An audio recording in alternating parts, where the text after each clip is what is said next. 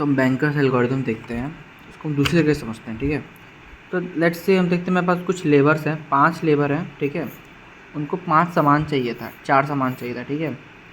तो मैं अपना घर बनवा रहा हूँ, तो मैंने पहले ही 4 सामान सबको, जिसने बोला कि जी मेरे को सर इतना इतना सामान चाहिए, तो मैंने सबको ए को इतना असाइन कर दिया, बी को इतना असाइन कर दिया, सी को इतना कर दिया और सब कर दिया। मेरे पास टोटल इतने सामान थे और सबको असाइन करने के बाद मेरे इतने सामान बच गए। मैं बाज़ार से सामान खरीद के लाया था, सीमेंट बोरा है सब ना, हमने सबको असाइन कर दिया हर लेबर को और बोला तुम छत बनाओ, तुम फ्लोर बनाओ, तुम ये बनाओ, तुम वो बनाओ, करके दे दिया, सबको सामान दे दिया, ठीक है। अब सबको देने के बाद बीच में क्या होता है, कुछ घंटे बाद सारे लेबर बैठ जाते हैं और बोलते हैं सर इतना सामान कम पड़ रहा है सर, अब काम नहीं पाएगा सर, इतना सामान कम पड़ रहा है।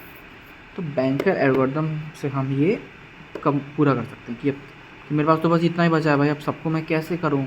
तो बैंकर एल्गोरिथम से मैं क्या करता हूँ कि मैं देखता हूँ कि जितना सामान मेरे पास बचा अभी उतने में किसका काम हो जाएगा, किसी भी एक का, और जैसे ही मैं उसको दे दूँगा वो अपना काम करके घर चला जाएगा और जितना उसको मैंने पहले दिया था वो मेरे को वापस कर देगा। फिर मेरे पास अवेलेबल रिसोर्स और बढ़ जाएगा। फिर ऐसे करते करते मैं सबसे काम करा सकता हूँ, ठीक है। मेरे पास अभी इतना ही बचा है, 0 1 0 2 0। और अब मैं देखता हूँ कि इसमें से मैं किसका नीड फुलफ़िल कर पाता हूँ, किसका क्या काम करा पाता हूँ। ए को मैं नहीं करा पाऊँगा, 0 1 2 0। यहाँ पे 2 चाहिए पर मतलब यहाँ पे 1 चाहिए पर मेरे पास तो 0 है। और ये भी नहीं करा सकता मैं, ये भी नहीं करा सकता, पर ये मैं डी को मैं करा सकता हूँ। मेरे पास 0 1 2 0 है, मतलब 2 है मेरे पास, इसको बस 1 चाहिए, बाकी सब 0 0 चाहिए।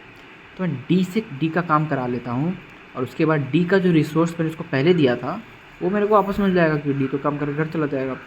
तो जब मैं कराऊँगा तो मेरे पास वापस मिलने के बाद मेरे पास अब इतने रिसोर्स और बच गए, डी का सामान में जब मेरे को वापस मिल गया, ठीक है।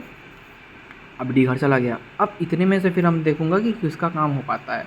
ऐसे करते करते मैं सबका काम अगर हो पाता है तो मेरा फिर ये सेफ स्टेट में है, मेरा काम हो गया। उसके बाद अब देखते हैं कि बी बोलता है शुरू में कि सर मेरे को इतना इतना चाहिए सर, इतना मेरे को इतने में सर मेरा काम होगा, ठीक है, 0 0 1 0 में। तो शुरू में मैं बंटवारा कर रहा था तो बोला 0 0 1 0 मेरा काम होगा।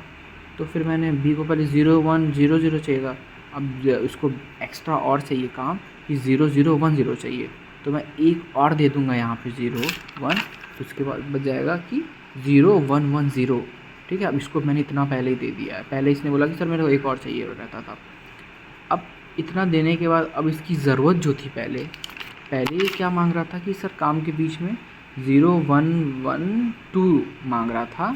अब जब मैंने इसको एक एक्स्ट्रा पहले ही दे दिया है तो अब वो चीज़ नहीं मांगेगा, खाली 0 1 0 2 मांग रहा है।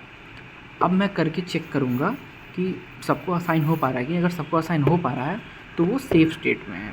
लेट से ई फिर शुरू में मांगता है कि मेरे को 0 0 1 0 सर मेरे को और एक्स्ट्रा चाहिए, उतने में मेरा काम होगा, ठीक है। मैं 0 0 1 0 उसको असाइन कर दूँगा, ठीक है, ई को। और जितना पहले चाहिए था, पहले तो उसको 2 1 1 0 चाहिए था, ठीक है। मैंने उसको कुछ असाइन किया ही नहीं था, मैंने उसको कुछ दिया ही नहीं था और इतना वो बोला सर मेरे को इतना चाहिए।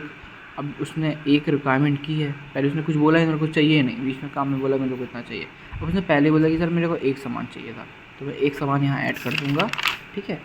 और वहाँ जो पहले रिक्वायरमेंट थी एक सामान की वो हट जाएगी, क्योंकि मैंने पहले इसको एक सामान दे दिया है। अब मैं चेक करूँगा सबको असाइन करके, अगर सबको असाइन हो पा रहा है तो मेरा सेफ स्टेट में। फिर मैं जब देखता हूँ तो मेरा नहीं हो पाता है मेरा अवेलेबल में, तो ये अनसेफ स्टेट में है। यही है मेरा बैंकर्स एल्गोरिथम।